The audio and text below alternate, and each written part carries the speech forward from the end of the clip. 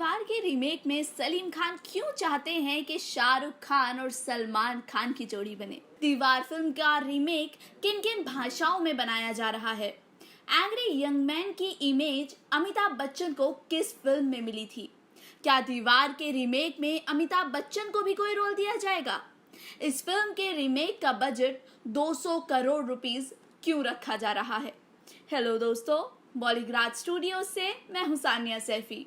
दोस्तों, बॉलीवुड शाहरुख खान और सलमान खान को देखने के लिए हमेशा ही बेताब रहता है और इसी बेताबी को मुमकिन करने के लिए करण अर्जुन फिर से भाई भाई बनकर चोर पुलिस का खेल खेलते हुए नजर आएंगे।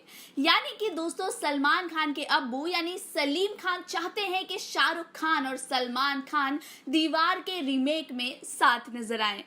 यानी कि दोस्तों, सलमान खान एक बार फिर से पुलिस के किरदार में नजर आएंगे। फिल्म के रीमेक में सलमान खान शशि कपूर वाला किरदार निभाते हुए नजर आएंगे और साथ ही फेमस डायलॉग मेरे पास माँ है ये कहते हुए भी सलमान खान हमें नजर आएंगे। वहीं दोस्तों, शाहरुख खान की बात करें तो शाहरुख खान बिग बी यानी कि अमिताभ बच्चन के किरदार को निभाते हुए नजर आएंगे और बड़े भाई का रोल करेंगे फिल्म के रीमेक में। दोस्तों, 1975 में फिल्म आई थी दीवार। इस फिल्म ने एक लड़के को सुपरस्टार बनाने की भूमिका लिखी थी। इस फिल्म ने इंडस्ट्री को नया सुपरस्टार दिया और इसी फिल्म ने सलीम जावेद की राइटर जोड़ी को मुश्किलों से उबारा। जब ये फिल्म बनी थी, ये बहुत बड़ी हिट रही थी और अब इस फिल्म को कल्ट माना जाता है। अमिताभ बच्चन के अलावा इसमें शशि कपूर, परवीन बाबी, नीतू सिंह और निरूपा रॉय भी थी। फिल्म को रिलीज हुए 43 साल पूरे हो चुके हैं और आज इस वीडियो में हम फिल्म की मेकिंग से जुड़े कुछ दिलचस्प किस्से याद करने वाले हैं। दोस्तों, दीवार ने अमिताभ बच्चन की एंग्री यंग मैन वाली इमेज को नया आयाम दिया था। फिल्म में अमिताभ का किरदार विजय बम्बई के पहले डॉन हाजी मस्तान की कहानी से प्रेरित था। जिस तरह से मस्तान ने कुली का काम करने से लेकर मुंबई के अंडरवर्ल्ड डॉन तक का सफर तय किया था, फिल्म में विजय का किरदार भी कुछ उसी तरह से चलता है। फिल्म के एक सीन में दिखाया जाता है कि विजय अपने राइवल सामंत को मार देता है। दरअसल ये सीन भी रियल लाइफ से ही लिया गया था, लेकिन उसमें थोड़ा बदलाव किया गया था। असल में कहानी कुछ ऐसी थी कि मस्तान और गुजरात का मशहूर तस्कर सुकुर नारायण बखिया एक साथ काम किया करते थे। कुछ समय के बाद दोनों की ठन गई। इसके बाद मस्तान ने उससे बदला लेने का मन बना लिया। एक दिन मस्तान गुस्से में अकेले ही बखिया के घर में घुस गए।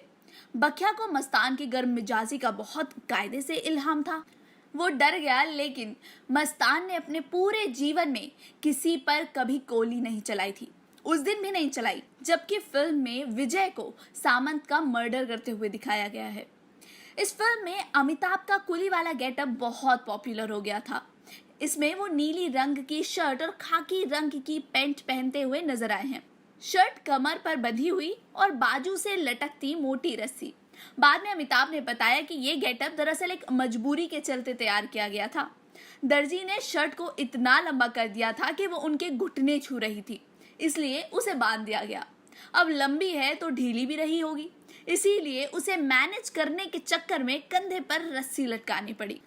दोस्तों, 1973 में फिल्म आई थी जंजीर, जिसे लिखा था सलीम जावेद ने।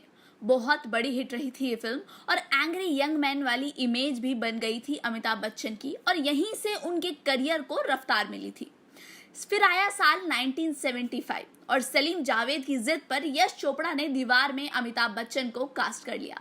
साथ ही में एक और फिल्म बन रही थी जिसे रमेश सिप्पी डायरेक्ट कर रहे थे। फिल्म कोई और नहीं बल्कि शोले थी। दोनों ही फिल्मों के राइटर्स और शूटिंग डेट्स एकदम सेम थे।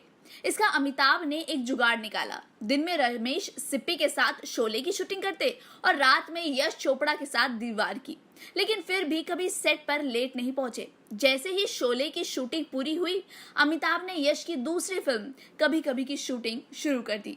अब भी वो 2 फिल्में साथ शूट कर रहे थे। जब यश ने उन्हें ऐसा करते देखा, तब जाकर उन्हें 2 फिल्में साथ करने की दुश्वारियां समझ आई। वो हमेशा डरे रहते थे कि अमिताभ कहीं दीवार वाला डायलॉग कभी कभी में ना बोल दे, लेकिन ऐसा कभी नहीं हुआ। दीवार में एक सीन है जहां अमिताभ का कैरेक्टर मंदिर में खड़े होकर भगवान को बुरा भला कहता है। उस सीन का एक डायलॉग आज खुश तो बहुत होगे तुम बहुत फेमस है। इस सीन को फिल्माने में बहुत दिक्कत आई थी। ऐसा इसलिए हुआ क्योंकि अमिताभ को भगवान के खिलाफ बोलना था और वो ऐसा करने में कंफर्टेबल नहीं थे। सुबह से मनाते मनाते दोपहर हो गई और फिर शाम और फिर रात, लेकिन वो नहीं माने। बहुत मनाने के बाद रात 11 बजे शूट शुरू हुआ। अमिताभ चाहते थे कि इस दौरान सिर्फ डायरेक्टर और कैमरामैन ही मौजूद हो। 15 टेक के बाद जाकर अमिताभ का ये सीन पूरा हो पाया।